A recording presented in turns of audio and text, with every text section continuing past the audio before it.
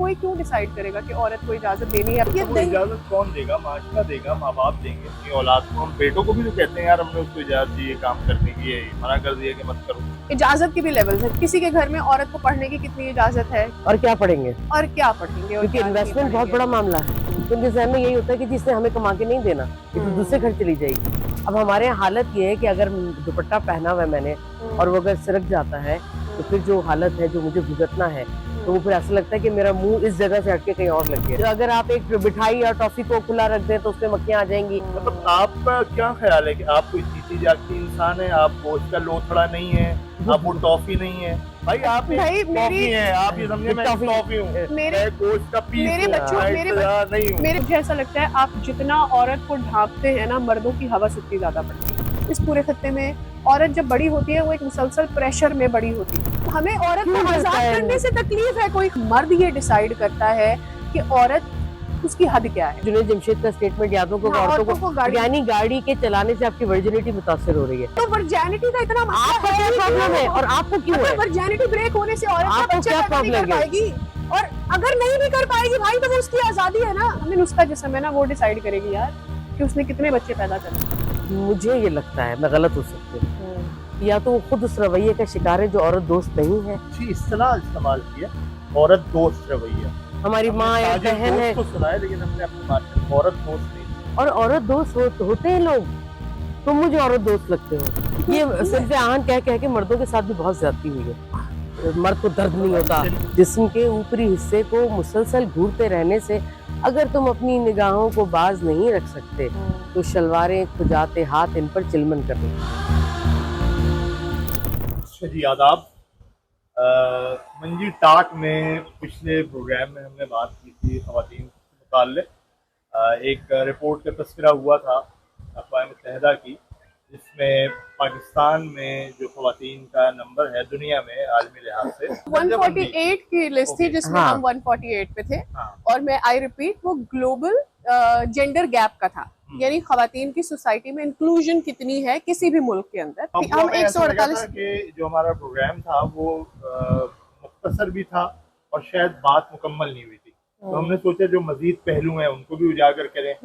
तो सादिया सैमसन चाह रही थी, कोई नाराज थी कि यार मुझे तो बात करने का मौका ही नहीं मिला।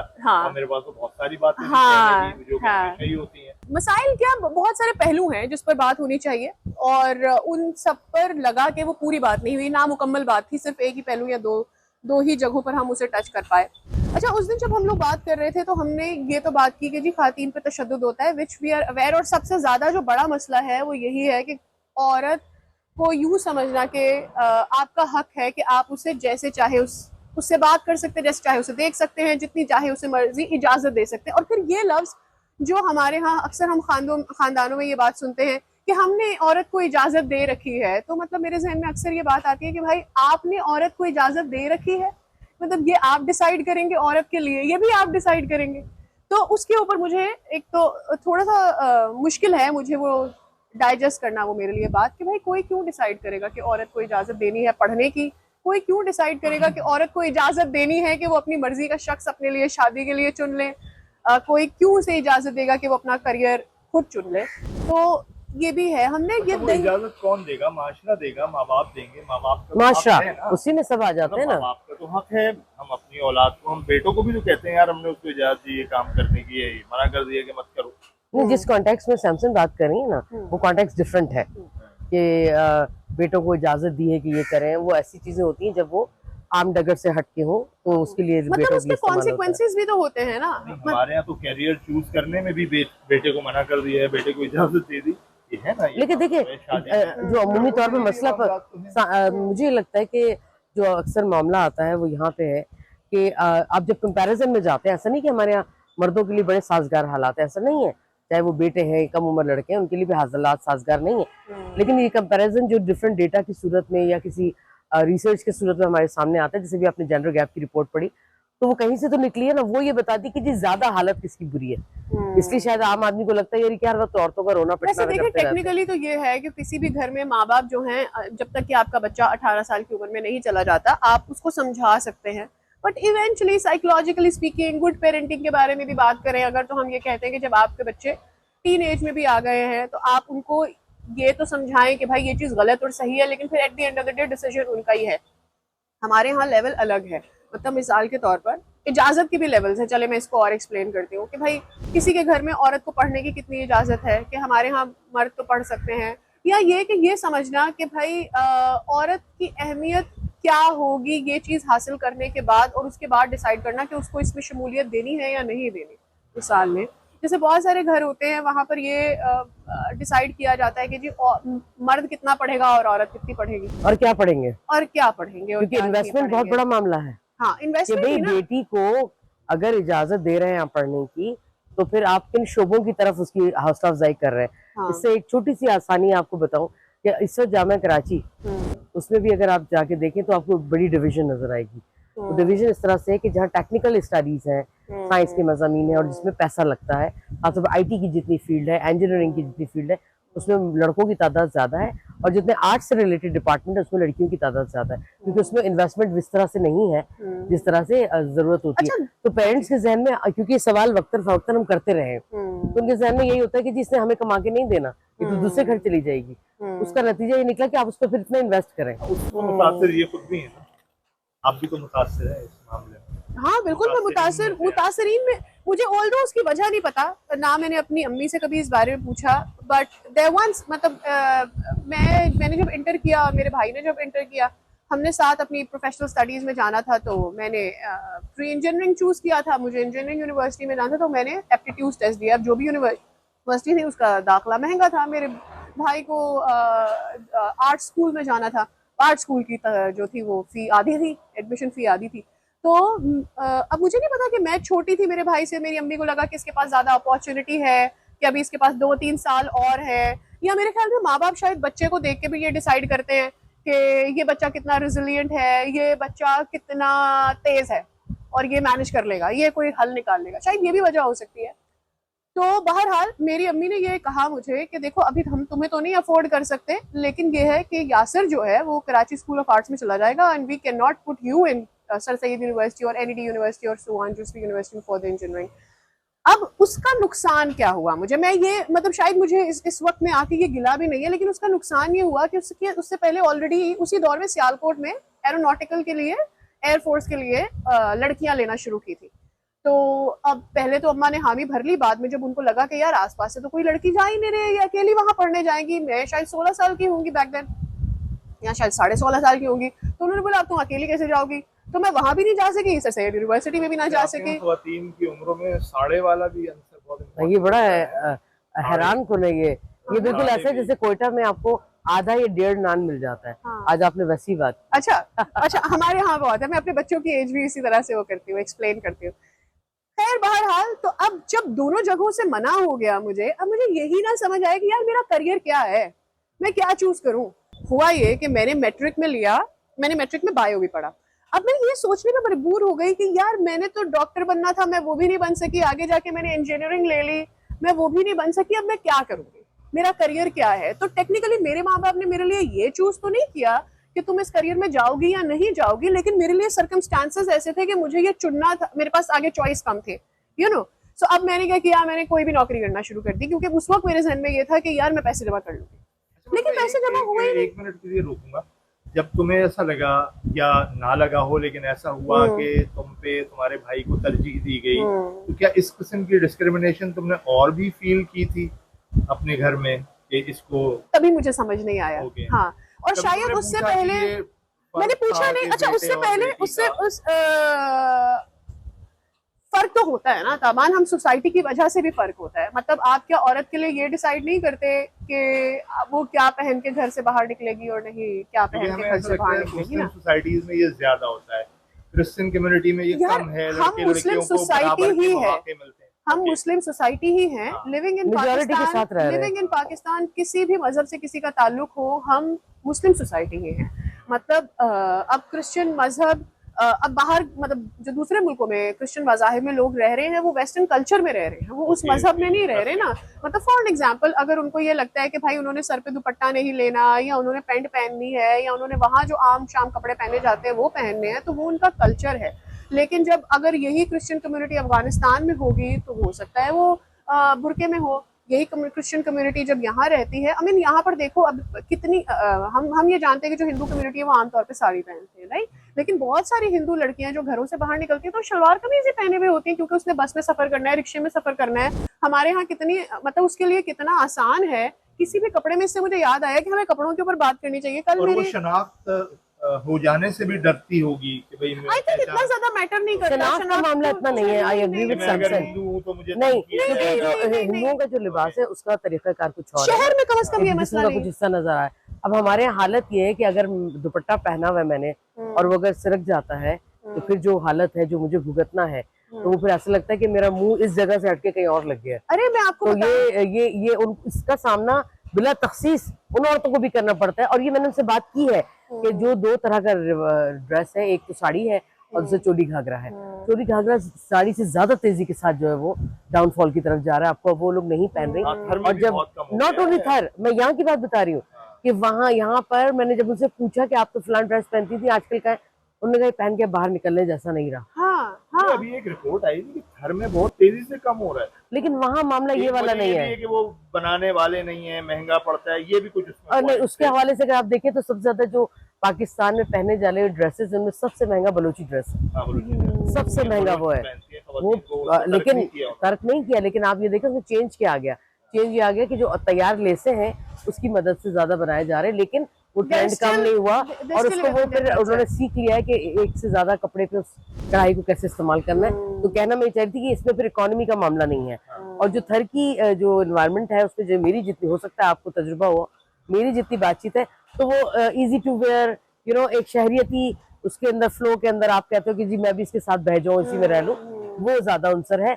अलबत्ता जिसने भुगता है वो बता सकता है कि उसको उसका लिबास सामना घर में हुआ कि नहीं। लिबास एक पहलू जरूर हो सकता है लिबास, लेकिन मेरे ख्याल में अगर किसी औरत को आप मतलब कोई औरत ये डिसाइड करेगा उसने शलवार कमीज भी पहनना है या जो भी कपड़े पहनने, मेरा पहलू ये है कि भाई कोई उसके लिए क्यों डिसाइड करे कि उसे क्या पहनना है। और फिर देखिए बातें नहीं सुनती आप हाँ कि वो अगर आप एक मिठाई या टॉफी को खुला रख दें तो उसमें मक्खियां आ जाएंगी, और जो कसाई है वो गोश्त खुला रखता है। तो आप मेरी नजर से जितने अरसे से मैं नहीं तो आपका खुद काउंटर खरीद आर्गुमेंट क्या है? सुन तो ले तो पहले तो- भाई, मैं जितने अरसे से खुद जाके गोश्त खरीद रही हूँ कसाई से, मैंने कभी नहीं देखा कि वहाँ जो बिल्लियां पल रही होती है वो भी झपट्टा मारे या किसी कुत्ते ने आके, वो कुत्ता मौजूद हो चुका है, उसको पता है कि यहाँ से ये जब तक ये गोश्त नहीं देगा मुझे नहीं खाना। अब मुझे देखिए कुछ- हाँ आप क्यों हमें ऐसा फील करते हैं। और मेरा जिस्म जो है वो मेरा है, ये बॉडी, ये उंगलियां मेरी हैं, ये आंखें मेरी हैं। तो आपने उसके साथ जोड़ लिया है अपनी गैरत को। मतलब आपका क्या ख्याल है कि आप कोई जीती जागती इंसान है, आप गोश्त का लोथड़ा नहीं है, आप वो टॉफी नहीं है, आप सोचती हैं, आपके एहसास हैं, आपके जज्बात हैं। आप तो ये लोग नहीं जानना चाहते हैं। अस्तगफिरुल्लाह, तौबा तौबा। हद है भाई आप एक भाई, टॉफी हैं, आप ये समझे मैं टॉफी- टॉफी हूँ, मेरे- मैं गोश्त का पीस मेरे हूँ, बच्चों मैं मेरे इब्तिदा नहीं हूँ। मेरे बच्चों के लिए जो नैनी आती है उसने मुझे जाहिर है हमारी वीडियोस बनती है तो वो भी देख रहे होते हैं, तो जब मैं प्रीव्यू कर रही होती हूँ या मैं देख रही होती हूँ तो उसने मुझे बोला बाजी आपने बड़ा अच्छा टॉपिक चुना जब हमारा जो पिछला एपिसोड है। मैंने बोला क्यों? कह रही बाजी मैं आपको पता है ना कितना बड़ा दुपट्टा लेकर आती हूँ। मैंने बोला हाँ। कह रही उसके ऊपर भी मुझे ये ध्यान रखना पड़ता है कि कहीं इधर से तो ऊपर नहीं हो गया, कहीं कमीज तो हवा से नहीं उड़ गई। एक बड़े मजे की आप और लोगों को कह रही है उसके लिए और कोई ना कोई, और कह रही है मुझे डर लगता है कि मैं अपने हस्बैंड के साथ चल के आ रही हूँ। क्यों? कह रही जिस दिन मैं अपने हस्बैंड के साथ आ रही हूँ और अगर मुझे किसी ने छेड़ दिया तो बोल भी नहीं सकते तो नहीं, मुझे ये डर लगता है कि वो मेरे बारे में क्या सोचेगा, कि इसको कुछ मेरा लगता है। हस्बैंड मेरे बारे में क्या सोचेगा। I mean look at this. आपको पता है मैं सिर्फ एक उसको बात लगता है- करूं, मैं उस पे आपसे तबसरा भी चाहूंगा, हाँ। इससे मैं बीच में कर रहा हूँ। मैं जो पिछले हमने प्रोग्राम में अदब के हवाले से भी बात की थी कि अदब में किस तरह से दिखाया जाता है, मुझे इसकी बात में मुमताज मुफ्ती का एक जुमला याद आ गया कि हम तो वो हैं जो आंखों में आती जाती औरतों के कपड़े फाड़ देते हैं। क्या अदब के नाम पे इस तरह की चीजें? नहीं, इस पे तो बहुत justified है? मुझे इस पे बहुत इख्तिलाफ है। language, अगर ये- उस अदब का मकसद किस चीज को प्रेजेंट करना है या उसको डिबेटेबल बनाना है, इट्स ओके। वो एक शख्स लेकिन की अगर नफ्सियात तफरी बता बनाना रहा है एक शख्स की नफ्सियात बता रहे कि वो इस तरह उस हद तक ठीक है। लेकिन अगर मुश्ताक यूसुफी साहब जैसे लोग हैं जिनके मिजाह का मरकज ही औरत और औरत में बीवी का जो रिश्ता है वो है, तो वो फिर काबिल कबूल नहीं रहता। मैं आपको बताना ही चाहती थी कि हमारे जो केपी मर्दान इधर साइड के जो लोग हैं उनकी खवातीन के दो तरह से ओढ़नियाँ हैं। एक तो बुरका है जो कि बहुत ही कम हो चुका, शटर को बुरका बहुत कम हो चुका, उसकी जगह वो बहुत बड़ी चादर लपेटती है, इसमें अलग से कट डिजाइन भी डलता है ताकि वो पीछे पैरों तक को वो कवर कवर कर लेकिन रहे आपको पता है वो औरतें उस चादर को संभालती कैसे हैं? वो उसको ओढ़ने के बाद यहाँ से लिया और ये आधा, क्योंकि बहुत सी शरई किताबों में लिखा है कि एक आंख भी ढांक लें। ये आपको ईरान में भी मिलेगा कि एक आंख ढकी हुई होती है, वो ऐसे पकड़ के चलती है अंदर से चादर को। चादर भी बाहर से नहीं पकड़नी, वो अंदर से पकड़नी ताकि उंगलियां ढकी जाए, उंगलियां कवर्ड ये हालत, एक आंख खुली रहे। तो वो औरतें यूं नहीं पकड़ती, वो यूं पकड़ती हैं, यूं, यानी दोनों कोहनियां बाहर होती हैं। तो मैंने उनसे पूछा कि ये स्टाइल क्या है, मतलब जिसको मैं देख रही हूँ जो मुझे सिखा रहा है वो ऐसे कर रहा है, उन्होंने ताकि मर्द जो है जिस्म को हाथ ना लगाए। तो अब वो ट्रेंड है कि जैसे ही कुछ चादर उड़ेगा अपने हाथ ऐसे दोनों कर लेगा ताकि अपर बॉडी से दो कोहनियां बाहर रहे। और यानी ये हद है, उन लोगों हद है ये जो ये बयान करते हैं कि जी वो ढका हुआ नहीं होगा तो मक्खियां आएंगी वगैरह वगैरह, ऐसे बेशुमार वाकयात हैं, आए दिन हो रहे हैं कि जिसने दुपट्टा लपेटा हुआ है, जिसने चादर लपेटी हुई है, बुर्का लपेटा हुआ है, उसको छेड़ के जाया जा रहा है। मुझे ऐसा लगता है उसके साथ ज्यादा बदतमीजी जिसको हो रही है। दिखता नहीं है ना, मरमार मौजूद आप है, जितना- क्या हो रहा है जो दफनाई हुई औरतें हैं Exactly. उनके साथ होने वाले वाकयात, और ये आज के नहीं है, मुझे लेकिन अब क्योंकि हमें इल्म हो जाता है मीडिया के थ्रू, इसका मतलब ये बहुत मुझे अच्छे से ऐसा है। लगता है, मुझे हो सकता है मैं बड़ी अनपॉपुलर बात कर रही हूँ, लेकिन मुझे ऐसा लगता है आप जितना औरत को ढांकते हैं ना, मर्दों की हवस उतनी ज्यादा बढ़ती है। पता नहीं क्या उसको तजस्सुस होता है, क्यूरोसिटी होती है कि इब्ने बतूता को जानते हैं आप लोग? इब्ने बतूता सफरनामा निगार और सयाह, वो कहीं जो आपके ये इंडिया के वो इलाके हैं जनूबी हिंद के जो जंगलों पे मुश्तमिल हैं, आदिवासी वहाँ रहते हैं, और अब तो शायद वो महज़्ज़ब हो गए हैं, लेकिन उस वक्त तक ये था कि उसको उसमें से किसी एक इलाके का काजी मुकर्रर कर दिया गया। यहाँ आया वो, तो उन्होंने कहा जाओ भाई काजी बन जाओ, कुछ अरसे के लिए वो काजी बन गया। उसने वहाँ जाके देखा वो जंगली माशरा है, जंगलों में रह रहे हैं, तो वहाँ ख़वातीन अपना बालाई जिस्म नहीं ढांपती थी। तो उसके लिए न सिर्फ ये ताज्जुब की बात थी, बल्कि ये बड़ा उसके ऊपर इसका असर भी हुआ, मनफी असर हुआ। तो चूंकि वो काजी था, वो कोई भी हुक्म दे सकता था, तो उन्होंने हुक्म दिया कि भाई मेरे इलाके में मैं किसी औरत को इस तरह से नहीं देखूँ, बालाई जिस्म उसने ढांपना है। इब्ने बतूता ने खुद लिखा है अपने सफरनामे में कि सदियों बाद, ये शायद कभी ऐसा वाकया हुआ ही नहीं था, पहली दफा वहाँ रेप का केस हुआ। उससे पहले कभी रेप का केस ही नहीं हुआ था। जब वो ये मामला हुआ, जो ये बात कह रही है कि जी वो ढांपना शुरू कर दिया उन्होंने, उनके जो कल्चर में वो चीज़ नहीं थी वो इंट्रोड्यूस की, तो वो पहली दफा रेप का केस। अच्छा, आज भी ऐसे लोग हैं, उन मुल्कों में जब आप सफर करते हैं तो उसमें आप देखेंगे कि एयरपोर्ट पे भी जो आपको वेलकम करने वाली, ज़ाहिर है जब कोई किसी मुल्क का सफीर जाता है, कोई नुमाइंदा जाता है, कोई डेलीगेशन कल्चरल जाते हैं, तो वो उसी हालत में होते हैं जो हालत आप बता रहे हैं कि उन्होंने गले में माला पहनी हुई होती है और अब बाला हिस्सा ढका हुआ नहीं है। और देखिए बात सारी जो मुझे बीइंग वुमेन जो समझ में आ रही है, इसकी बात हो रही थी, वो कट गई थी, ये बात अपनी अच्छा मुकम्मल कर ले भाई आप। जैसे फॉर एग्जाम्पल अब बहुत सारे लोग जिनसे मेरी बात होती है, रेप के बारे में भी बात होती है, या औरतों को किस तरह से देखा जाता है उस बारे में भी बात होती है, तो वो अक्सर बोलते हैं कि क्या है अमेरिका में क्या रेप केस नहीं होता, वहाँ क्या रेप केस नहीं होता। लेकिन आप उसकी शरह तो देखें, उसका कंपैरिजन तो देखें, सिर्फ ये ना देखें कि वहाँ पर रेप केसेस कितने होते हैं। मैं ये भी हरगिज नहीं कह रही कि आप औरतों को मतलब बाज़ लोग कहेंगे कि वहाँ ज्यादा होते हैं, वो कहेंगे शरह ज्यादा होती है। आपके पास क्या आदाद शुमार हैं कि वहाँ? I don't have the numbers obviously right now, but मैं लेकिन देखिए नहीं ताबन, वहाँ अभी अगर शायद कोई Google जुर्म पे होता सर्च है करके- तो उसके बाद सजा का और सारा प्रोटेक्शन का आपको मैं उसी तरफ कंपनसेशन मिलते आती हैं। है, मैं उसी दोनों तरफ- सूरतें हैं ना। मैं उसी तरफ हमारे आती हूँ। प्रॉब्लम क्या आती है कि हम जब बुराई का उसको कंपेयर करना होता है तो हम और मुल्कों की मिसाल ले लेते हैं, और जब आपको अच्छाई का करना था तो आप और मुल्कों की मिसाल लेते हैं। भाई आप पाकिस्तान का मवाजना किसी डेवलपमेंट कंट्री से हर सतह पे फिर करें ना, आप हमें दे क्या रहे हैं। और शायद ये हम दो अलग बातें कर रहे हैं, शायद ये हम दो अलग बातें कर रहे हैं। एक तो ये कि भाई वहाँ रेप केसेस होते हैं, नहीं होते, कम होते, ज्यादा होते, एक और चीज है।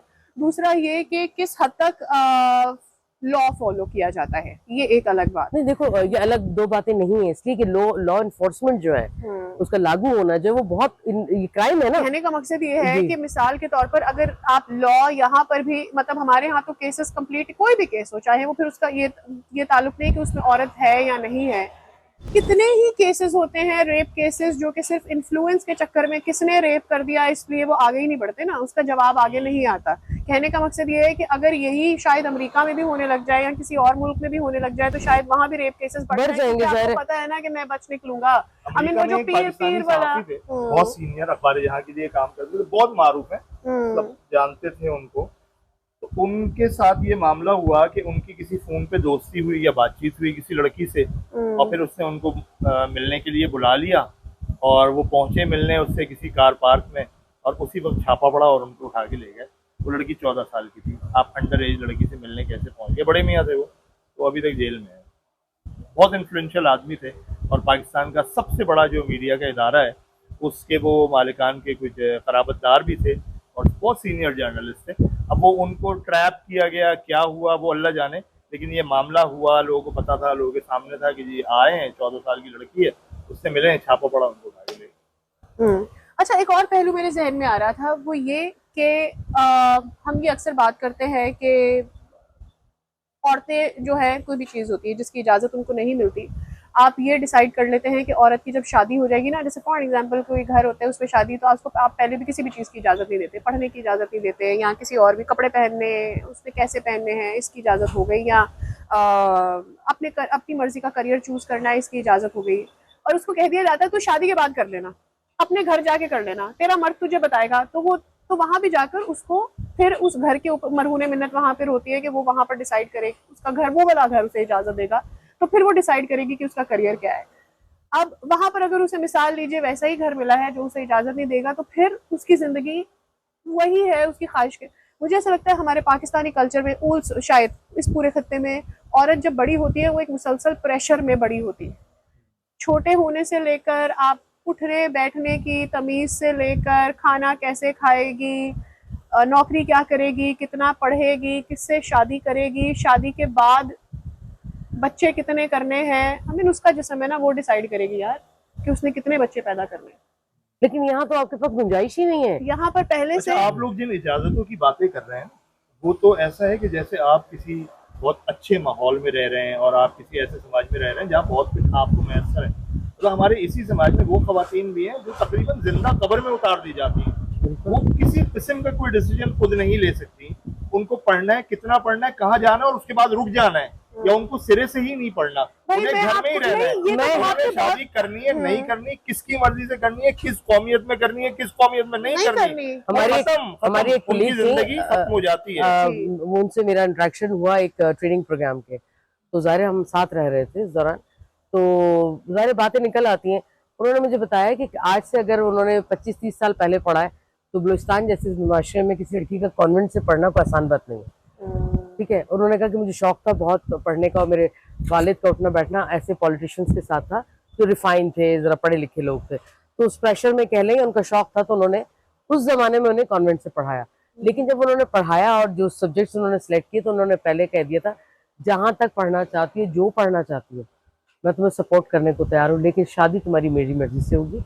और शादी कैसे हुई कि एक अंगूठा छाप कजन से उसकी शादी की गई। ठीक है, और कह लेंगे जब मुझे पढ़ना था तो मैं ऐसे कॉन्सिक्वेंसेस को नहीं रजिस्टर कर पाई कि क्या होगा, और कह लेंगे जब वो हुआ तो आज ये हाल है कि मेरे अपने बेटे जो हैं वो अपने बाप से बढ़ के आगे जाहिल है, वो मुझे कंट्रोल करते हैं। ये खातून के अल्फाज थे, और जिस वक्त मैं उनसे ये बात करी थी वो चेहरा आज भी मेरी आंखों के आगे, कि उनके बाल भी वाइट थे और वो अपने बलूची ड्रेस में थी, लेकिन जिस वक्त उनका जलाल था उनके चेहरे पे और जो नफरत थी उनके चेहरे पे, वो ये कहेंगे वो मेरे पैदा किए हुए लड़के मुझे कंट्रोल करते हैं हर बात पे। वो कहते हैं ये कॉन्वेंट नहीं है। अब बताइए, और वो बच्चे तो जाहिल नहीं है, बच्चे तो पढ़ लिख गए, लेकिन और ये एक मिसाल है। और कॉन्वेंट उनके लिए ताना बन गया, ऐसा वैसा ताना बन गया। वो कहती है मेरे खाने से लेके, मैं अगर बच्चों को ये कह दूं कि ये प्लेट ऐसे पकड़ लो तो वो ताना है, और मुझे फुल टाइम में टारगेट पे हूँ। मतलब मक्सद यही है ना कि आप अगर औरत को पढ़ा देंगे तो वो आजाद हो जाएगी।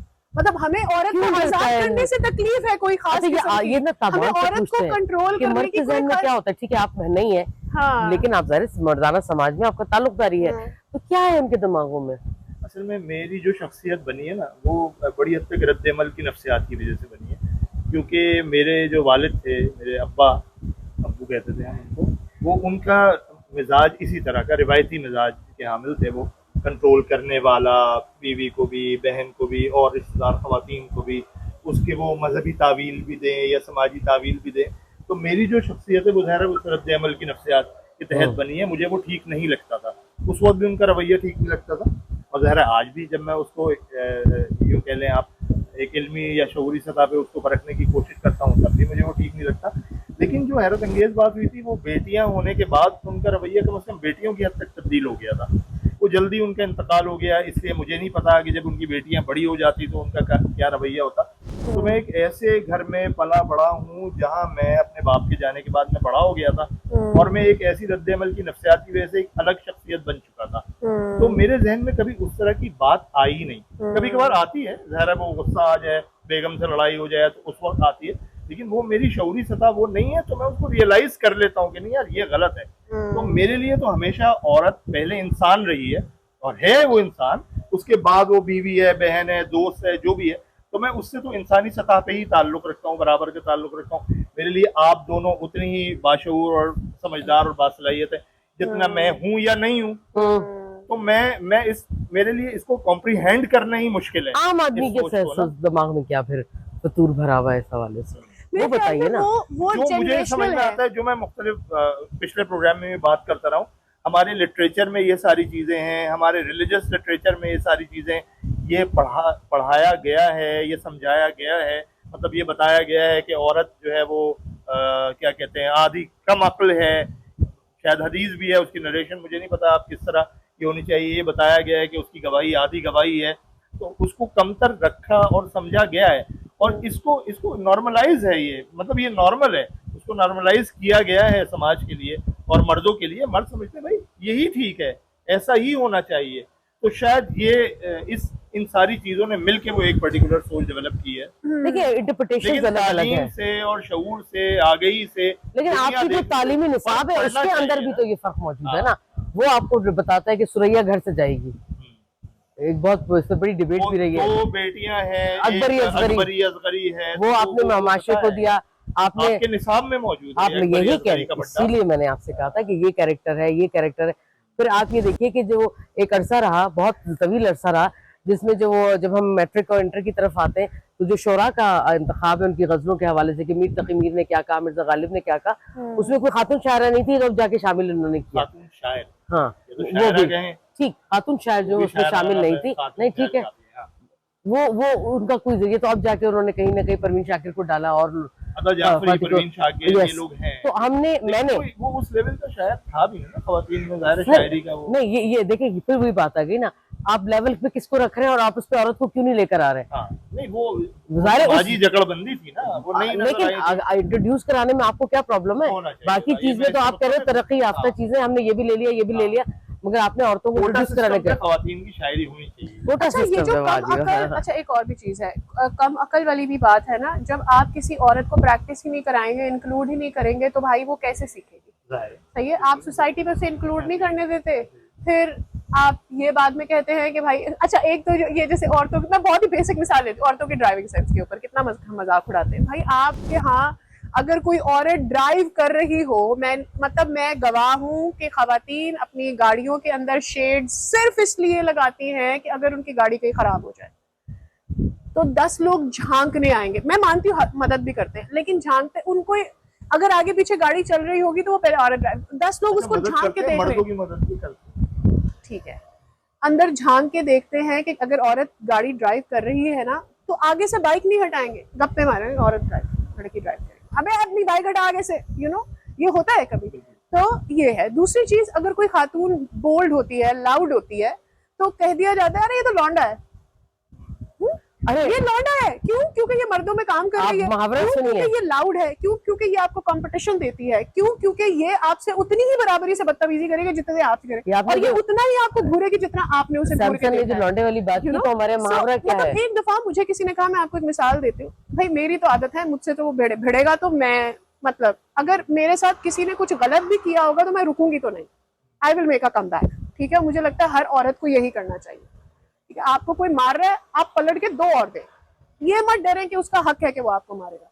और अगर आपको कोई दबा रहा है तो आप पूरी जान लड़ाएं, जो भी होगा पूरी जान लड़ाएं, मेक अ कम बैक।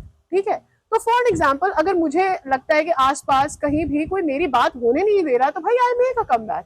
तो उस वजह से मैं बदतमीज हो सकती हूँ, उस वजह से मैं लाउड हो सकती हूँ, उस वजह से मैं इनसिक्योर हो सकती हूँ, उस वजह से ये कहा जा सकता है कि यार ये तो लौंडा है, ये लड़की नहीं है। क्यों? क्योंकि उन्होंने हमेशा से लड़की को देखा है कि इसे दबाओ तो ये दब जाएगी, ये बेवकूफ है, मुंह पे तो मेरे गाली आ रही है कि ये वो है, ठीक है, लेकिन मैं देना नहीं चाह रही। लेकिन नहीं है भाई, आपने औरत को इतना दबा के रखा है, उसको वो नॉर्मल लग गया, उसको नॉर्मल लगता है, उसको लगता है ठीक है यार ऐसे ही होता होगा। But anybody who is listening me right now, मतलब कोई भी मर्द का अगर उस तरह के एटीट्यूड है तो वो बॉस है, औरत क्या है तो बॉस ही है यार ये। हाँ एग्जैक्टली, मतलब उसके अगर लिए वो औरत का है candidate तो हो जाता वो जायज है। मुझे ऐसा लगता है सारी लड़कियों को, चाहे आपको ये एटीट्यूड घर से मिले, चाहे आपको एटीट्यूड शादी के बाद मिले, चाहे ये एटीट्यूड आपको अपने दफ्तरों में मिले, स्कूल्स में मिले, कहीं भी मिले, make a comeback, at least try a comeback. You know, आप सिर्फ ये नहीं रो गा सकती कि यार मुझे तो दिया नहीं गया, मेरे मर्द ने मुझे मार दिया, और आपने अगले दिन क्या फिर हुआ मार है खाई, कल गुजरावाला में, फिर आपने मार खाई। आज बड़ी सारा आपको सोशल मीडिया पे दिखा होगा कि 6 महीने 7 महीने शादी को हुए और खानदान वालों ने मिलकर, ससुरालियों ने इतना तशद्दुद किया कि लड़की की डेथ हो गई। आप वो जो हॉस्पिटल से तस्वीर आ रही है तो उसमें आप अंदाजा लगा ले कि क्या हशर किया मार मार के। हाँ, ये जो भी बात लौंडे वाली कर रही थी, आप ये देखिए कि माँ बाप जो जरा सी बोल्ड बच्चियां हैं तो आगे बढ़ के अपने आप को मनवा लेती, कहते हैं ये तो मेरा बेटा है। यार आपसे कहो ये मेरी बेटी है, एक दूसरा बकअप कैसे करेंगे? कोई औरत अगर दुख से रो रही है, परेशान है, रजिया मर्द बन मर्द, मतलब क्या समाज है यार। अच्छा, ये मर्द के लिए भी उतना ही बुरा है? बिल्कुल है, लेकिन इस वक्त जो हमारा मौजू है ना, इसमें मुझे ये जरा रो रहा है। अबे औरतें और क्या, तुमने चूड़ियां, हमने चूड़ियां नहीं पहन रखी भाई, चूड़ी क्या है? मतलब समाज में आप ये इन चीजों से अंदाजा लगाइए ना कि ये तो बिल्कुल मेरा बेटा है। भाई क्यों वो आपका बेटा, वो आपकी बेटी है। एक और चीज आप नोटिस कीजिएगा, आप कहीं भी किसी फास्ट फूड को कॉल करें, अभी किसी भी फास्ट फूड पर, वो आपको सर कह के मुखातिब करेगा। क्यों? और मैं अमूमन, मेरे जो साथ बहन भाई हैं, भांजे भतीजे हैं या और कोलीग्स हैं, वो इस बात पे लड़ पड़ते हैं कि हमने आपको ऑर्डर का कहा है और आप इस चक्कर में पड़ गए। मैं उनसे कहती हूँ कि क्या आपको औरतें कॉल नहीं करती? फिर हो सकता है मेरी आवाज मर्दाना लग रही है उनको, तो और खवातीन से पूछो, उन्होंने भी ये कही आप टोके, स्टाइल मर्दाना लग रहा है। नहीं वो फिर वही बात, स्टाइल मर्दाना है। क्या है मर्दाना स्टाइल क्या होता है? तो ये जो अभी मैं बात कर रही थी कि हालत ये है कि इस समाज में जहाँ लोगों को पता है कि कहीं ना कहीं से आपका कोई वीडियो से, कैमरे से मूवी बना लेगा, रिकॉर्ड कर लेगा, टीवी पे आ जाएगा, सोशल मीडिया पे आ जाएगा, उसके बावजूद तशद्दुद की जो हालत खातून की शेखुपुरा के इलाके की मैं बता रही हूँ, सना यूसुफ के साथ क्या हुआ, लोगों ने इस बात पे बहस नहीं की कि किसी के साथ बुरा हुआ। उन्होंने कहा अच्छा, अभी एक तो मैंने पढ़ा और लिखा था आखिर मामला पकड़ा गया। जब मैंने उनका नीचे जो खूबसूरत बयानिया था वो ये लिखा हुआ था कि ताल्लुकदारी थी और वो काफी अरसे से फोन पे बातचीत चल रही थी। यार मेरी एक आदमी से बातचीत शुरू होती है और कुछ अरसे बाद या उस गुफ्तगू में मुझे लगता है कि इससे ये मामला नहीं चल सकते, तो मैं बैक ही करूंगी ना, आप उसको भी मेरा जुर्म बना दे। अच्छा, फिर हम आप और मैं बात कर रहे थे, जब आपने जिक्र किया कि क्या हो रहा है टिकटॉकर लड़कियों के साथ, क्या हो रहा है, वालिदैन क्यों इतने ज्यादा परेशान हो रहे हैं, तो आप सब लोग आपको सेफ्टी पे बात करते हुए नजर आएंगे कि जी लड़कियों के साथ तो बुरा हो जाएगा। तो कौन कर रहा है? आपको देखना चाहिए कौन कर रहा है? किससे बात कर रहे हैं? मैं जब कहती हूँ कि मैं कह रही हूँ कि जी जमाना बुरा है, ब्लेमिंग तो हमारा कौमी मशगला है ना ताबान। मैं जब कहती हूँ कि मैं कहती हूँ जमाना बुरा, इसका मतलब है जमाने में आप तो भी शामिल है। आप जब कहती है जमाना बुरा तो उसमें मैं और ताबान शामिल है, तो उसका मतलब है कोई ये ना कहे, जिस शख्स से पूछ ले वो कहेगा जी हमारे यहाँ तो औरतों के साथ ऐसा नहीं होता, तो फिर वो कौन है जिनका हो रहा है? एक्चुअली एक मेरे जहन में ये बात आती है कि हमें जो बदलने की जरूरत है ना, अभी जो हुमैरा असगर वाले केस में हुआ कि भाई उसके माँ बाप उसकी बॉडी नहीं लेना चाहते। अब मुझे जो वजह इसके सामने, मैं अज्यूम कर रही हूँ, मुझे जो वजह इसके पीछे समझ आती है वो यही आती है कि भाई उसने मीडिया चुना और वो यहाँ आकर अकेले रहने लग गए। अब जब आप कोई बच्ची अकेले रहने लग जाती है तो आपके जहन में यही आता है कि भाई पता नहीं क्या करती होगी अकेले, कौन रहती होगी, कौन आता होगा, कौन जाता होगा, किस लोगों से मिलती है, कैसे कपड़े पहनती है। मेरे जहन में सीधी सी बात आई कि अगर किसी का बेटा शराबी होता है, किसी का बेटा नशे करता है, किसी का बेटा रेपिस्ट होता है, तो तब तो नहीं आप उसे लाताल्लुकी का इजहार करते, फिर तो आप उसे जेल में डाल के भी उससे शायद मिलने जाएंगे कि यार ठीक है तो मेरा बेटा ही ना, गलती हो गई उससे।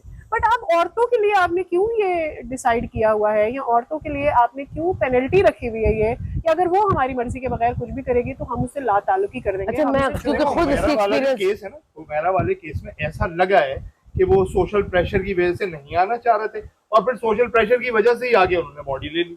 मतलब जब सोशल मीडिया में इतनी बातें हुई और समाजी प्रेशर उनके ऊपर आया, तो ये माँ बाप से ज्यादा ऐसा लगता है शायद उनके लिए अपनी औलाद से ज्यादा के लोग अहम थे। अच्छा, ये जो ब्लेमिंग आप बात कर रहे थे ना, प्रॉब्लम क्या है, क्या होता है, बच्चियां घरों में जब शिकायत करती हैं कि जी मैं स्कूल जा रही थी, कॉलेज जा रही थी, कहीं जा रही थी, तो फलां लोग मुझे तंग करते हैं, मोहल्ले के हैं, बाहर के मोहल्ले के। अच्छा भैया, मैं कह रही हूँ कि जी मैं परसों अस्पताल गई थी और वहां पे वापसी में मुझे उबर नहीं मिली, मैंने रिक्शा करने की कोशिश की तो ये इंसिडेंट हुआ, किसी ने हिरास किया है, कुछ किया, तो सबसे पहले जो जुमला सुनने को मिलता है वो ये आता है, तुम रात में अस्पताल क्यों गई थी? इसी तरह उन बच्चों से पूछे तो कहा जाता है कि घर तुम में गई मर क्यों क्यों नहीं थी? गई तुम? रात में अस्पताल क्यों गई? कि भाई तुम क्यों, तुम गई क्यों? तुम्हें तो जाना ही चाहिए। तो उसका आखिरी रिजल्ट क्या कि बच्चों को अब घर बिठा ले। मैं आपको तो वो ब्लेम भी लड़कियों का है। मैं आपको कि वो, सॉरी मैं इसको हाँ, जोड़ूं, बिल्कुल ये बिल्कुल वैसा है जैसे ज़िया दौर में जो जिना और हुदूद ऑर्डिनेंस वाला मामला था कि अगर आपको खातून जाके शिकायत करी कि मेरे साथ जिना बिलजबर हुआ है, रेप हुआ है, तो कहते थे एविडेंस लेकर आओ। और उस चक्कर में 200 से ज्यादा खवातीन जेलों में कई साल सड़ी, जिनमें 2 खवातीन अंधी थी कि जब वो केस लेकर गई थी तो उन्होंने कहा आप एविडेंस लेकर आइए। तो ये कि आप गलत हैं, आप बताएंगे, आपके साथ ऐसा, आप प्रूफ करें, वरना आपने कज़फ किया है। वो तो जैसी भयानक और उसमें आसमा जहांगीर की किताब है जिसके ऊपर लिखी गई थी, मेरा ख्याल है वो उसको समझने के लिए बहुत अच्छी कि कानून और सोसाइटी आपसे क्या कह रही है। आप जो वली का कॉन्सेप्ट है वो कहाँ आके हमें तंग कर रहा है। एक आदमी अपनी बहन को गैरत के नाम पे कत्ल कर देता है, तो बाप जो है वो बेटे का भी वली है, बेटी का भी वली है। वो ये कहता है कि अब मेरा बेटा मारा जाएगा, सजाए मौत हो जाएगी, उसको जेल हो जाएगी उसको, तो कहता है मैं बेटी का वली और बेटे का वली हूँ, लिहाजा मैं अपने बेटे पे अपनी बेटी का कत्ल माफ कर देता हूँ। फिर कहाँ गए हम? अच्छा, अगर बेटी बेटे को मार देती है तो क्या करेगा वो? अभी तक मेरे सामने ऐसा कुछ केस नहीं आया। नहीं, लेकिन इट गोज बोथ वेज ना, इट गोज बोथ वेज। लेकिन बात ये, अच्छा मैं एक और एग्जांपल दे रही थी, जब हमने बात शुरू की थी ना इजाजत से, मेरे जहन में अभी आई ये बात, तो मैं कह देती हूँ कि कोई भी चीज जब नई आती है ना, उसमें औरत को मर्द की इजाजत होती है और मर्द ये डिसाइड करता है कि औरत उसकी हद क्या है उसमें। मिसाल ले, जब औरतें नौकरियां करने का रिवाज हुआ, औरतों को पहले पढ़ने लिखने की बात थी ना, तो औरत के लिए उसके घर वाले डिसाइड करेंगे कि वो पढ़ सकती है या नहीं। फिर आई नौकरी पे बात, तो औरत के लिए घर वाले डिसाइड करेंगे कि वो नौकरी कर सकती है या नहीं। फिर आया सोशल मीडिया, नौकरी से आगे चलते हैं, सोशल मीडिया आया, तो अब लोगों के घरों में ये मसला है कि जी औरत सोशल मीडिया पर क्यों है। मतलब अभी ये जो जितने भी कत्ल है, सना यूसुफ वाला भी जो मामला है, उसके बाद भी एक नई बहस, वैसे तो सना यूसुफ के मामले पर एक मैंने देखा एक नंबर ऑफ पीपल ने ये बात की कि टिकटॉक पे वीडियो बनाती थी, गलत काम करती थी, अच्छा हुआ मार दिया। मैंने ऐसे भी कमेंटिंग सुनी। जब हुमैरा का पता चला कि जी वो मर गई है 6 महीने पुरानी उसकी डेट, तो I was going to her post and all, तो नीचे लिखा हुआ था कि नशे करती होगी। आपने पहले से डिसाइड कर लिया, किसी मर्द की लाश मिलती है तो नहीं आप कहते कि जी वो नशे करती होगी, और चूंकि वो मीडिया से ताल्लुक रखती थी इसलिए तो वो नशे लाजमी करती होगी, और अकेले रहती थी तो कुछ ना कुछ गलत ही करती होगी। मैं रही हूँ 2 साल अब अकेली दूसरे शहर में जाके, राइट, क्वेटा जैसे शहर में, और ये इसका एतराफ मुझे करना पड़ेगा कि मेरे अब्बा ने शायद कभी यूं गए हों कोई पार्टी, जो पॉलिटिकल पार्टी के हवाले से कुछ जलसा हुआ हो, उससे ज्यादा उन्होंने, और अम्मा ने तो देखा हुआ नहीं था, मुझ समेत किसी बहन भाई ने कोयटा नहीं देखा हुआ था। और मैंने जिस दिन ये डिसाइड किया कि, और मैंने सामान उठाया, मैं कोयटा पहुंच गई, ना मेरे पास जगह थी ना कुछ, तो मैं हॉस्टल में रही, और शुरू में जो भी हुआ फिर मैंने एक पोर्शन भी ले लिया। बड़े अजीब अजीब तजुर्बात हैं। मुझे, मेरे घर से तो कोई इशू होता तो ज़ाहिर मैं जा ही नहीं सकती, तो मेरे घर में तो ये मसला नहीं था। लेकिन बाद में मुझे पता चला कि जो हमारे खानदान के लोग हैं वो ये इस तरह की कुछ गुफ्तगू कर रहे हैं कि अच्छा जी क्या हो गया, और वो इस एक्सट्रीम तक का भी सुनने को मिला। अच्छा, मेरे अब्बा बड़े डाढ़े मिजाज के आदमी थे, तो खानदान वाले इस तरह कोई बात नहीं करते थे कि उन तक पहुंचे। वो पहुंच तो जाती थी, लेकिन उनको ये पता था कि ये जिस दिन बिगड़ गए इस मामले पे तो बहुत ज्यादा, क्योंकि उन अब्बा होना भी तो बहुत बड़ी अच्छाई है। क्योंकि एक बार जो मुझे अपने कॉन्टेक्ट्स में, एक बलोच फैमिली के कॉन्टेक्ट्स में जो अच्छी लगी थी वो ये कि एक बार उन्होंने बात कही थी, खिलाता मैं हूँ, सवाल मैं करूंगा, मेरे बेटे भी नहीं कर सकते। तो ये जुमला, इस पे तो बहस है कि खिलाता मैं हूँ, लेकिन उस समाज में रहते हुए ये बात कोई आसान नहीं थी। क्वेटा वालों का सलूक आपके साथ कैसा रहा? वो तो वंडरफुल, इसलिए कि देखिए जहाँ तजुर्बात अलग अलग है ना, उस सोसाइटी में जो एक्सेप्टेंस थी वो एक सवालिया निशान भी इस तरह से रही।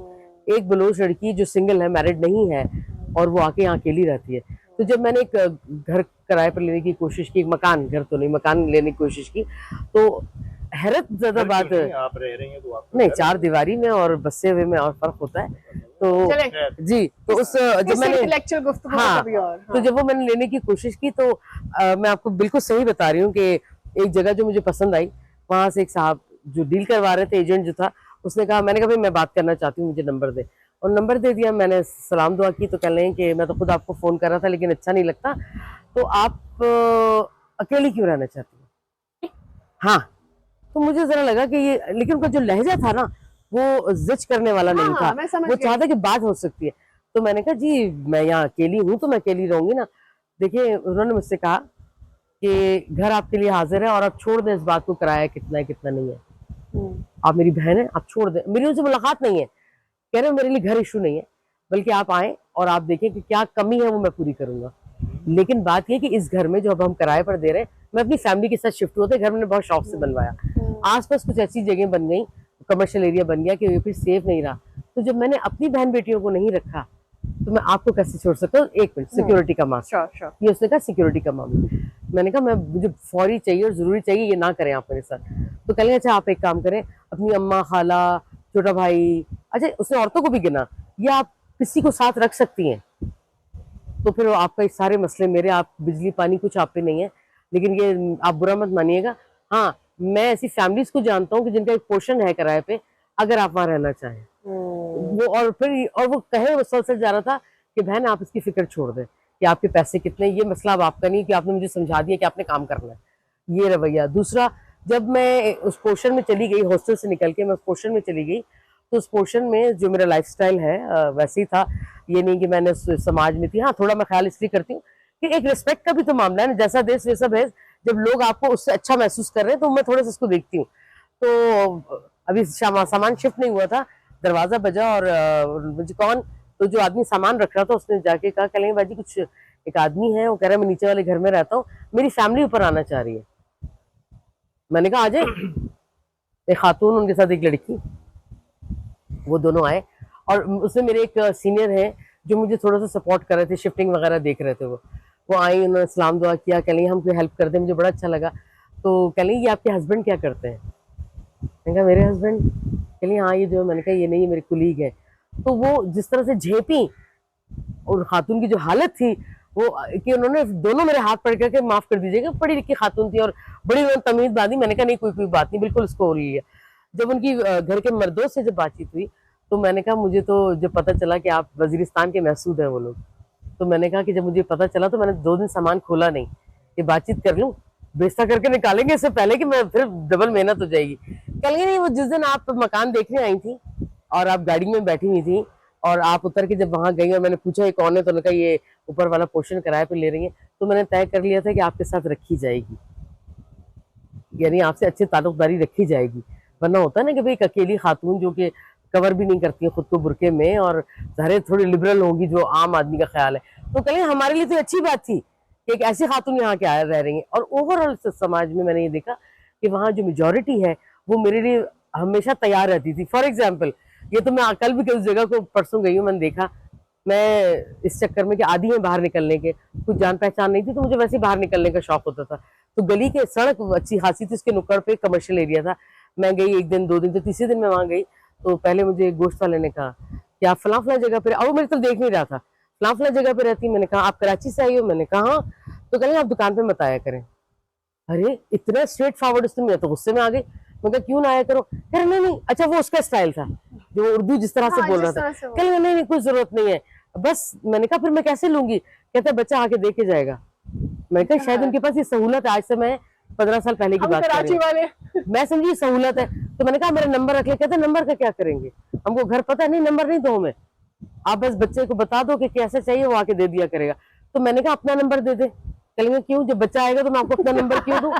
यानी इस हद तक वो मुझे ईज करने की कोशिश कर रहा था, उनके जहन में होता है ईज करने की कोशिश कर रहा था। ये वो नहीं चाह रहा था कि ये खातून बार बार मेरी दुकान पे आके वो। अच्छा जब मैंने वो एक जो समाजी नॉर्म्स है, यस, लेकिन वो पॉजिटिव था, जो बलोच है, अच्छा उसमें बटोर पठान दोनों थे। अच्छा बलूचिस्तान की जो बलोच है, मेरा तासुर ये, आप उसको और जरा उसकी रोशनी डालें कि वो खवातीन के हवाले से जरा ज्यादा लिबरल, ज्यादा प्रोग्रेसिव है, ऐसा है या वो भी उसी तरह का रिवायती उनका भी मिजाज है? डिपेंड करता है कि वो कबायली निजाम से है या वो फिर साहिली इलाकों के लोग हैं। ये बहुत बड़ी डिवीजन है मेंटालिटी के अंदर, रूल्स रेगुलेशंस के अंदर, औरतों की तरफ रवैये के अंदर। लेकिन वहाँ तो जो बलोच जो कोटा है, बलोच शायरी देखते हैं, जो खवातीन की शायरी है तो बड़ी आपको मतलब अजीब सी, लेकिन है, मैं ऐसा क्या यही तो कह रही हूँ कि दोनों तरह का मिजाज मौजूद है।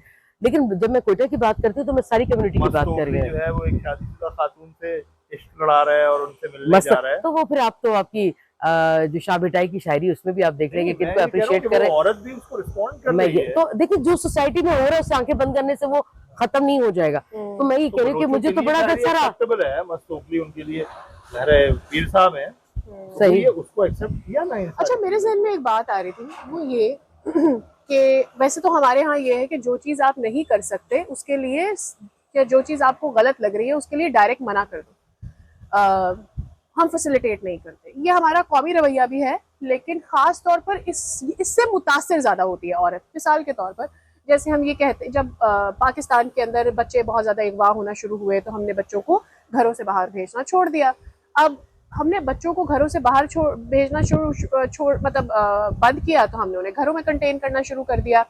अब मैं ये सोचती हूँ कि बजाय इसके कि आप बच्चे को घर से बाहर भेजना बंद करें, आप उसको फैसिलिटेट करें, यानी आपकी अपनी मौजूदगी हो, आप उसको बिल्कुल बंद ना कर दें, उसको प्रोटेक्शन समझाएं, उसको प्रोटेक्शन भी समझाएंगे और शायद आप अपनी मौजूदगी भी मेक श्योर करेंगे। इसी तरह से औरत के साथ है। मैं मानती हूँ कि हमारे माशरे में मसाइल हैं और हमारा माशरा किसी एक घर की एक बच्ची पैदा हो जाने से चेंज नहीं होगा। तो भाई मेरा माशरा कैसे बदलेगा? एक तो हमें अपने रवैये में बदलाव लाना होगा और दूसरा हमें सामने वाले को भी एजुकेट करना होगा। मैं अपने घर से बाहर निकली, मैं गाड़ी में बैठी, अब मैंने गाड़ी से उतर के घर के अंदर जाना है, मुझे 6 मर्द देख रहे हैं, 2 मर्द देख रहे हैं, तो बजाय इसके कि मेरा हस्बैंड या मेरा भाई मुझे ये बोले जल्दी से अंदर चले जाओ, उस मर्द को बोल भाई तू मेरी बहन को, मेरी बेटी को, मेरी बीवी को क्यों देख रहा है? बोलने की जरूरत भी क्यों पड़े? आप समझाएंगे, आपको एजुकेट करना पड़ेगा, आपको लोगों को डांटना पड़ेगा कि तुम ये कर रहे हो और मुझे ये अच्छा नहीं लग रहा या ये गलत। आपको लोगों को एजुकेट करना पड़ेगा, क्योंकि हमारे यहाँ ये लेकिन एजुकेशन से क्या मुराद है? फॉर एग्जाम्पल सियासी सतह पे हम क्या देखते हैं कि बेनजीर से लेके, नहीं देखिए आपने जो वर्ड एजुकेशन इस्तेमाल किया ना, उसका क्राइटेरिया क्या है, उसका आपने वो क्या रखा है, स्केल क्या रखा हुआ है? आप एजुकेशन से एक मिनट क्या मुराद लेते हैं? मिसाल के तौर पे शीरी मजारी को ट्रैक्टर ट्रॉली आप कहते हैं, इससे ज्यादा घटियापन आपका क्या? आप सियासी तौर पे बहुत बड़े आदमी, आपकी बड़ी स्ट्रगल है, आपकी एजुकेशन बहुत ज्यादा है। नहीं, मैं ये बात कर रही हूँ कि एक ही बात की थी, मुझे याद अच्छा, गाड़ी चलाने की आपने बात की थी, उसमें आपको अगर जुनैद जमशेद का स्टेटमेंट याद हो कि औरतों को यानी गाड़ी के चलाने से आपकी वर्जिनिटी मुतासिर हो रही है।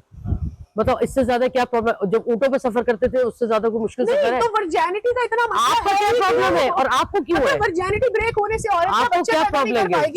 और अगर नहीं भी कर पाएगी भाई तो वो उसकी आजादी है ना। नहीं है ना, यही तो मसला है कि वो ये डिसाइड। आप फिर एजुकेशन किसको कह रही हैं? मैं आपसे ये समझाना चाह रही हूँ, बजाय इसके कि तुम अपनी औरत को ये डिफाइन करो कि भाई गाड़ी से उतरते ही फौरन अंदर चली जाना, उस मर्द को मना करना जो तेरी औरत। मैं तो माशियात को इसका मामला देखती हूँ कि जहाँ पे माशियात के मामला आते हैं, लोग कहते हैं डेकेड्स में या सदियों में जाके रिवाज बदलते हैं, ऐसा नहीं है।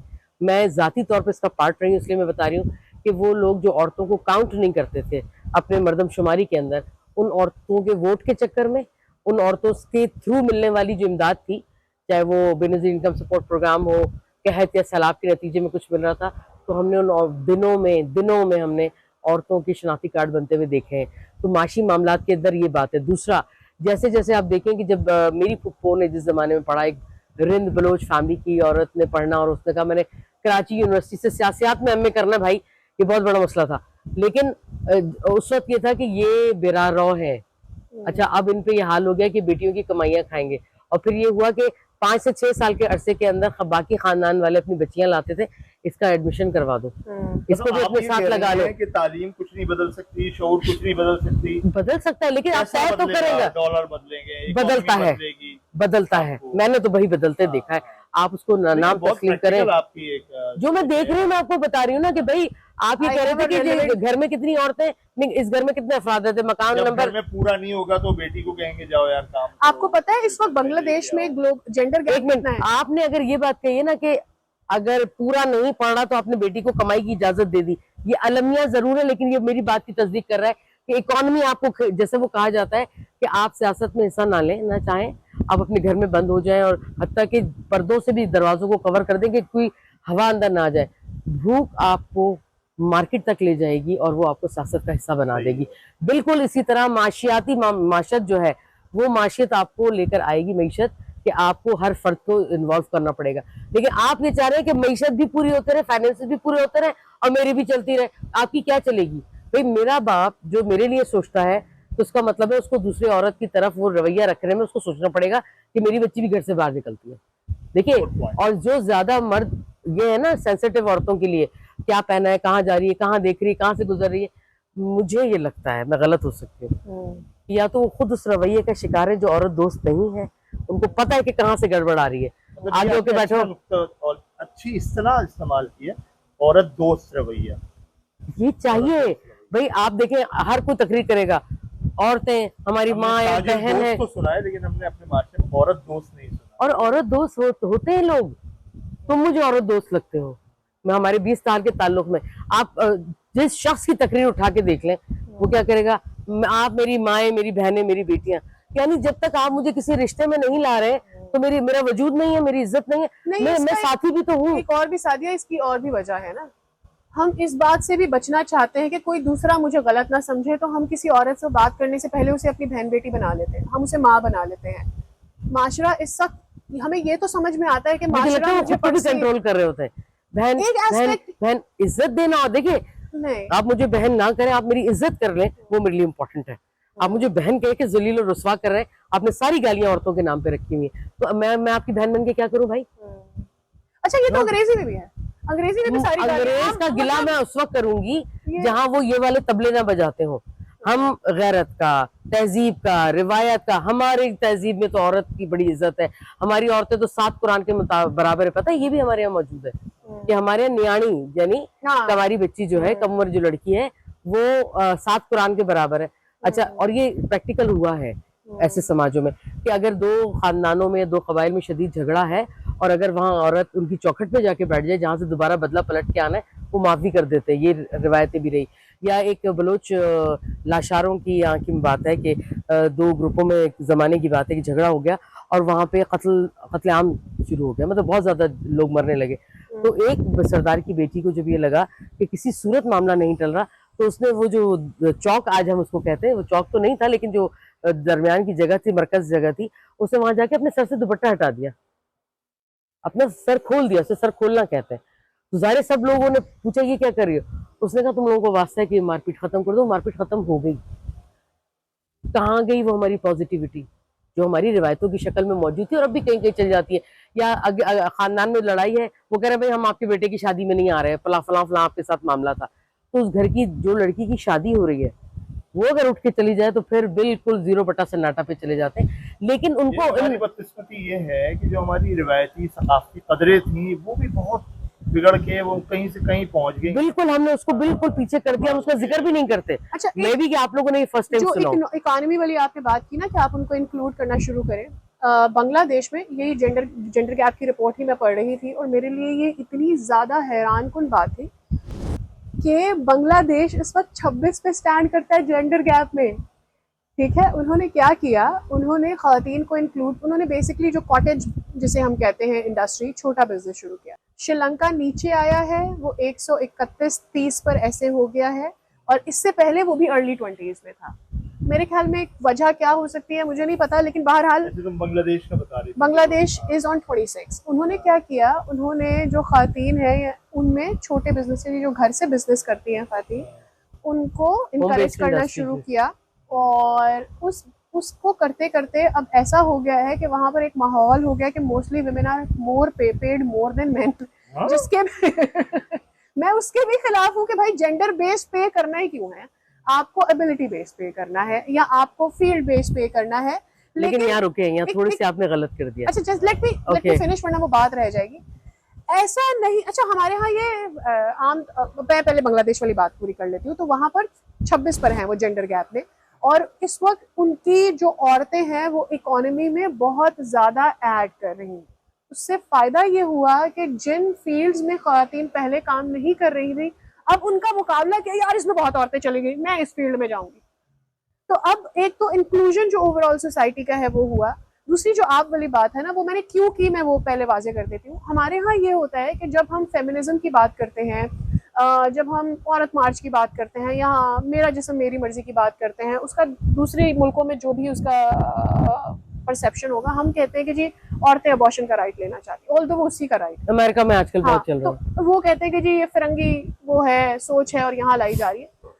जब भी कभी कोई औरत अपने हक के लिए खड़ी हो रही है, इसका मतलब किसी मर्द के हक को दबाना नहीं है, खुदा रहा इसको समझे। सो इसलिए मैं ये कहना चाहती हूँ कि जब मैं ये बात कर रही हूँ कि भाई ऐसा नहीं है कि औरत की जो सैलरी है वो मर्द से ज्यादा होगी तो औरत को उसकी सेटिस्फैक्शन मिल रही है या औरत कोई मर्द से ऊपर जाना चाह रही है। भाई वो इतनी दबी हुई है, वो ये कह रही है जो मेरी सलाहियत है मुझे उसके बराबर दो ना। जो मैंने पढ़ा है, लिखा है, जो मेरी काबिलियत है, मुझे उसके मुताबिक दो। और अगर वो फिर तावान से ऊपर है तो दो, और अगर वो तावान से ऊपर नहीं है तो नो ही नो, लेकिन मुझे मेरी बेस पर जज करो ना। तुम मेरे लिए क्यों डिसाइड करो कि ये तो औरत है इसके घर में। मैं आपको बताती हूँ, एक मेरे बॉस थे, मैं उनके पास इंक्रीमेंट के लिए गई, तो उन्होंने मुझे बोला सैमसंग का इतना अच्छा काम है, तुमसे 3 गुना पैसे कमा रहा है ज्यादा, तुम्हें पैसों की क्या जरूरत। मैं क्या काम नहीं कर रही, हाँ। मैं क्या काबिल नहीं हूँ, मेरी क्या डिग्री नहीं है, मैं क्या 12 साल से इंडस्ट्री में या 10 साल से इंडस्ट्री में नहीं हूँ। आप ये डिसाइड करेंगे कि मेरे घर के हालात क्या हैं, उस पर मुझे पैसे मिलने अच्छा, चाहिए। आम लोगों से पूछे ना, वो फौरन क्या कहेंगे, देखो इन औरतों का आप ख्याल रखा करें, इनको तंग मत करें, क्योंकि कोई मजबूरी होती है तो घरों से निकलती है। अल्लाह, मतलब व्हाट इज दिस भाई। मैं अपने आप को आजमाना चाहती हूँ, मैं काम करना चाहती हूँ, मैं करियर ओरिएंटेड हो सकती हूँ, मैं अपने आप को आजमाना चाह रही हूँ, सब कुछ छोड़ दे, मुझे पैसा कमाना है। आपको क्या प्रॉब्लम है? आपको क्या प्रॉब्लम है? से नाजुक है ना। आपको पता है मेरे भाई ने एक दफा क्या बोला, आपको पता है मेरे भाई ने एक दफा क्या बोला, जो कि ये सिर्फ आन कह कह के मर्दों के साथ भी बहुत ज्यादती हुई है। मर्द को दर्द नहीं होता, अबे रो रहा है, आपने उसकी फितरत छीन ली उससे, उसका नतीजा क्या निकला कि वो अंदर ही अंदर घुटता है, गिरता है, मर जाता है। स्ट्रॉन्ग होना है। याद आई अगर आप कहें तो। जी जी जी जी। मैं और मेरा बेटा, वो छोटा था मोहम्मद, थोड़ा हो गया, तो हम इस्लामाबाद से स्वात गए, हम वापस आ रहे थे तो रात को काफी अंधेरा हो गया था, जंगलों में से गुजर रहे थे, तो मैंने उसको बड़ा बेचैन देखा, कभी इधर देख रहा है कभी उधर देख रहा है, मुझे ऐसा लगा कि जंगल में से गुजर रहा है, इसको डर लग रहा होगा। तो मैंने उससे कहा, मोहम्मद, मर्द को दर्द नहीं होता और नर को डर नहीं लगता। लगा बाबा डर नहीं लगता होगा, लेकिन पिशी आती है। पिशी आ रही है। अब इसी मामले को आप देख लें। अच्छा, वो आपने एक चीज है, क्योंकि मैंने फील्ड वर्क बहुत किया है, ये जो जितने फितरी तकाजे हैं, हाँ। ये जो नेचर कॉल है, हाँ, वो हमें नहीं आती, लोगों का ख्याल है वो हमें नहीं आती। और उसका जो भी मैंने जरा सा शीरा लगा दिया, अब ये इसी में शुरू हो जाए। नहीं, दर्द कितने हैं आप पूछे, जब आपको 5 घंटे की ड्राइव, 1 मिनट, आप नॉर्म्स की बात करें ना, आप 5 घंटे की ड्राइव आपको बॉडी को रोक के करनी पड़ रही है, उसमें किसी को नहीं प्रॉब्लम कि भाई इसकी सेहत पे क्या असर पड़ेगा, वो रिलैक्स होना चाह रही है, आपके पास कोई ऑप्शन नहीं है। अब जाके जो पेट्रोल पंप्स पे बनना शुरू हुए, उसमें फिर गंदगी की हालत, और ये तो मर्दों के लिए है, या वो उस जगह ऐसी है कि आप अपनी गाड़ी से उतर के बस का, अगर आप city to city, inter city जब आप ट्रैवल करें, मुझे वो क्यों पसंद नहीं है।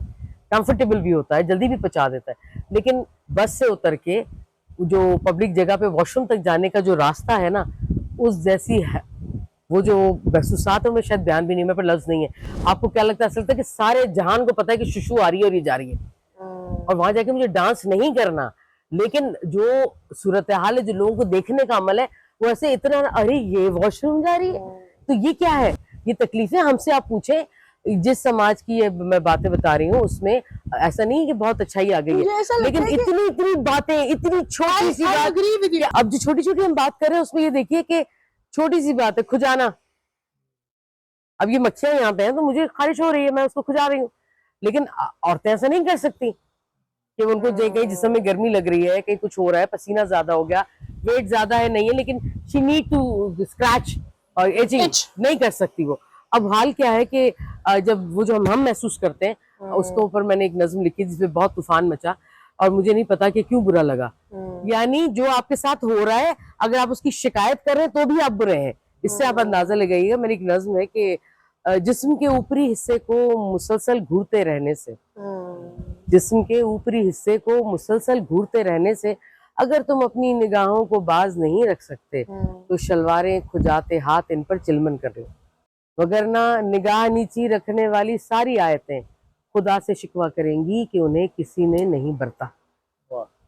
ये नज्म थी जो जब शेयर की, तो तब मुझे ये एहसास हुआ कि जो तकलीफ, जिस अजियत से आप गुजर रही हैं, अगर आप उसकी शिकायत करेंगी तो फिर आप मातूब है, आप गलत है, क्योंकि आप इतनी बेहुदा गुफ्तगू करती हैं, आप गुफ्तगू पे मोतरज हैं, मैं भुगत रही हूँ। और आप जब उन लोगों से जब ये बात हुई, तो आप देखिए कि क्या असर हुआ उसका। अच्छा जी, खत्म करें।